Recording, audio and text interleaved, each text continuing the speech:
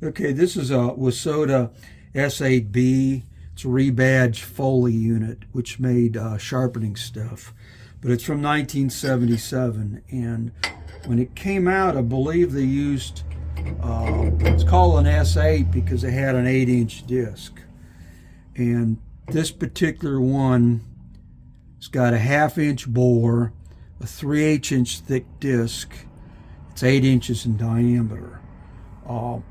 The old S8 that was before that, the non-B model, has kind of a clunky thing here for doing the radius of hollow, which is pretty much obsolete in the sense you can't do any tight radius of hollow. This one you can. It uses the same quill. It's a little bit more clunkier, but it does have a modern base on it. The other one had like a sheet metal base. But the disc on this one is a little bit obscure for 8-inch. Now what you can do, this has got a 3/8 inch thickness. So what you can do is you can go ahead and either buy the stock Wissota disc, which is 7 inches in diameter, which is kind of good for figure skating. It's a little bit smaller in diameter. You get to use a moderate portion of the disc before you run out of it. The advantage of a smaller disc is you can get in closer sometimes with figure skating. Or you can go ahead and use a 1 1/4 to 1/2 inch adapter. You can get these on eBay. Put that on, and then put a regular 8-inch grind disc on that a lot of other sharpeners use. There's the hub that goes on here. You tighten that down. So, just for an example, let me just show you, like if you did just use the 7-inch disc. We'll put that on here real quick. Spin this up. And this has got a backwards thread, so pretty sure it's got a backwards thread. This goes on clockwise. It's the other brands that got the other thread. So if you want to go ahead and do a radius of hollow on this, if you want to do a 1/2 inch radius of hollow real quick, and you took measuring device here, I just put a dot 1/2 inch from the edge. Okay, from that edge is a 1/2 inch to here to the edge. If I just put that like that there, and I swing the arm, put it vertical, just like that, and you take where this vertical part would touch that dot, you can turn this arm so this is vertical, just like it's going to shoot right through that dot there.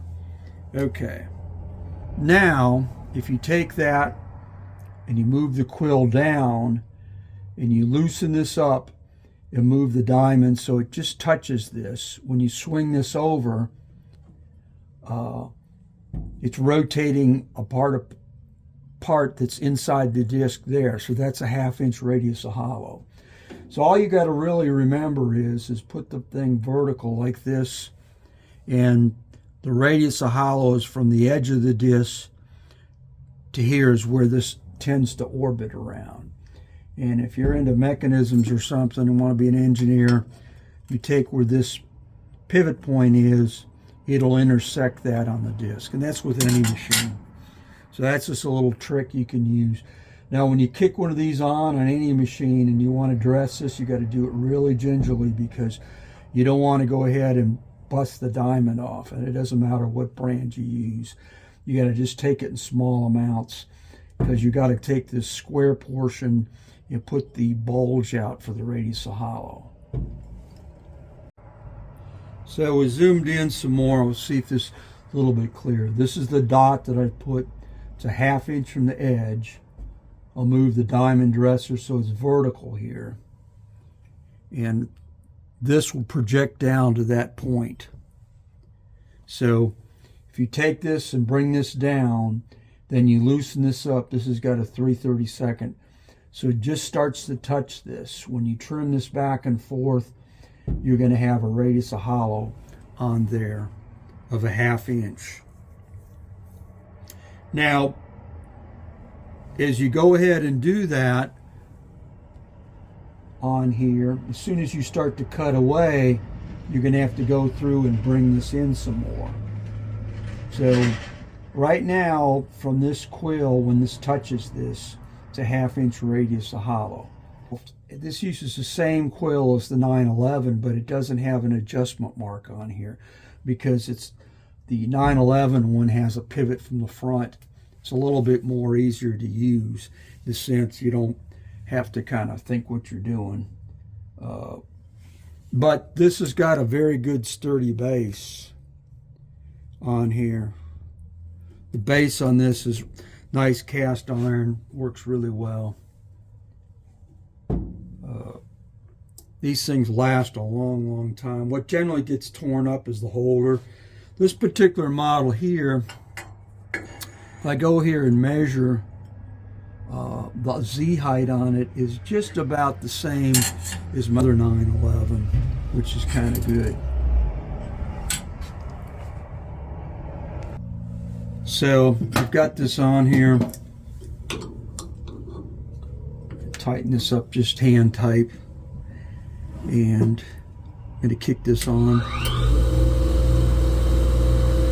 This is on a vacuum chamber I've got here, a vacuum hood, so a little bit of vibration from the outside of this, but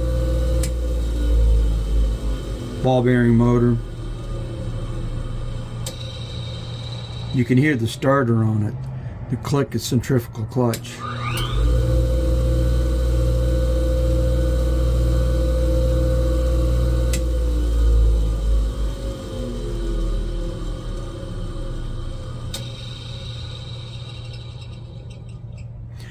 This is actually a 2.2 amp motor.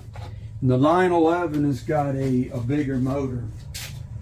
911 has got a 3.2. It's a little bit bigger motor, at least the one I've got. I've really never had that much of an issue with that. Take this one off here.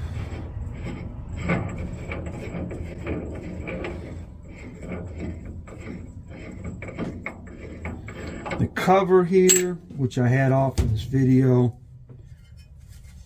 cast iron piece, goes on here like this. You undo these 4 set screws, and for clarity I had it off.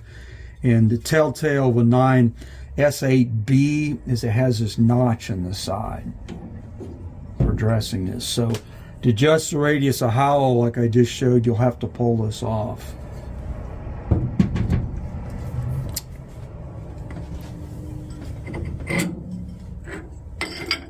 And this is the disc that came with it, which these are kind of an oddball disc in the sense that it's not a normal disc that's sold today, with a 1/2 inch bore and a 3/8 inch thickness.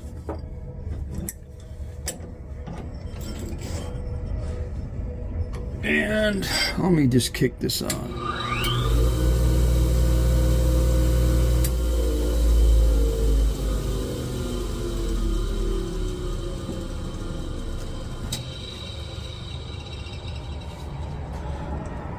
We actually have a grinder in the shop that's got a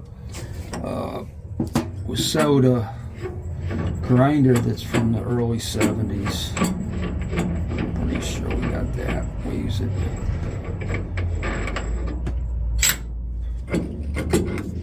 That's the 8 by 3/8 by half. 8 is the diameter, 3/8 by half bore. And this is a mystery brand. Put this hub that's 1/2 inch to 1 1/4. Put that on. Now this is a regular 5/16 disc that a bunch of other places use. So This is 3/8, which is 6/16. This is 5/16. So you're off a 32nd of an inch, which half the amount. So you might have to adjust your skate holder if you use 5/16. Probably just easy better to buy these. That's with a 1/2 inch disc.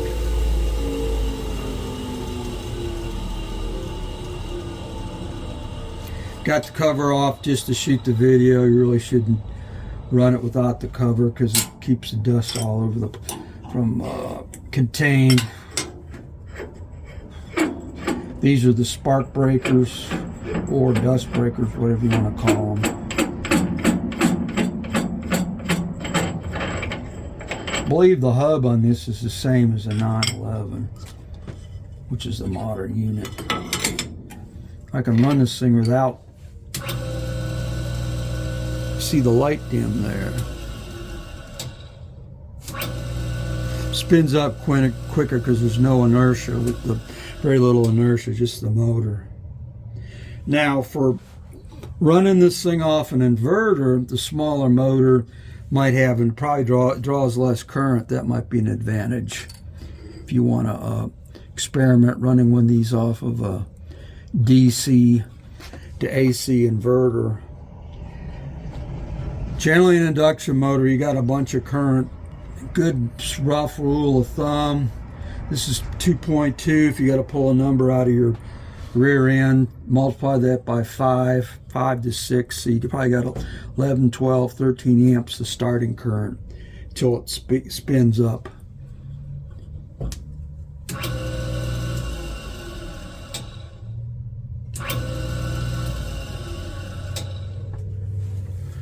And we'll put the 3/8 inch one on. Wissota machines go a different direction than the other one. I'm kind of used to using a Wissota a lot because I used to use one at one of the rinks in California for a long time. So the starting torque on one of these, there's a secondary winding on this, so the starting torque of an induction motor is not much at 0 RPM. And so there's an extra winding on this that when it spins up, it clicks it out centrifugally. You can hear it. Click.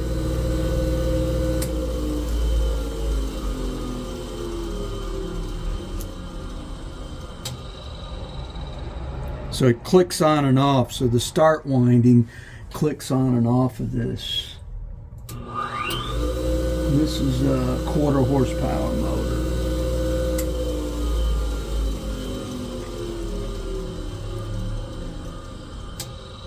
There is a split in the casting here in the side. If you can lift this thing up and down, if you really want to dare do that, to adjust it to another holder.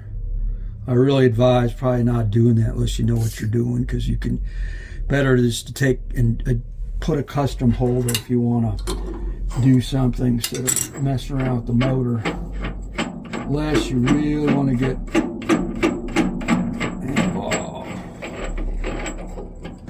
So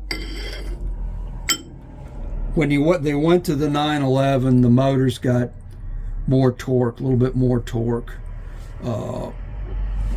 They made the dresser to be a little bit more intuitive. This is a little bit intimidating. I'm a mechanical guy, so this is fairly easy, but you still, in the sense, there's no just direct number to do this. We used to use one of these, one of the rinks. We just set it up for like 1/2 inch or 5/8 and ran with it all the time.